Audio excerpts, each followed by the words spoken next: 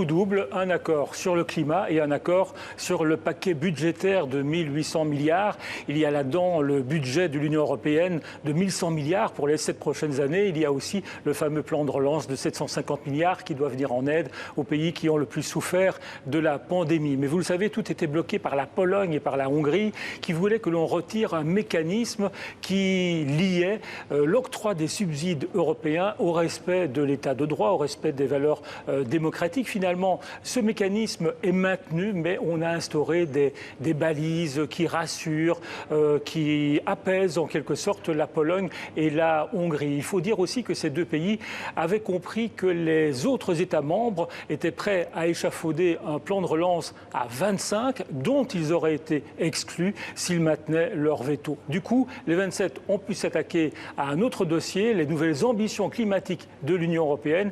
Écoutez Ursula von der Leyen, la présidente de la Commission européenne, ce matin. Nous voulons réduire les émissions de gaz d'au moins 50% d'ici 2030. Et l'accord d'aujourd'hui nous met sur la voie de la neutralité climatique pour 2050. Cela renforce la confiance des investisseurs, des entreprises, des autorités publiques et des citoyens. Cela pérennisera notre union. Alors Ursula von der Leyen parle d'un accord ambitieux. Paul, est-ce que c'est le cas ? Oui, c'est ambitieux parce que réduire les émissions de CO2 de 55% d'ici 2030, c'est beaucoup plus que les 40% qui étaient prévus, qui étaient inscrits dans l'accord de Paris il y a 5 ans. Il aura quand même fallu 17 heures de négociations pour en arriver là.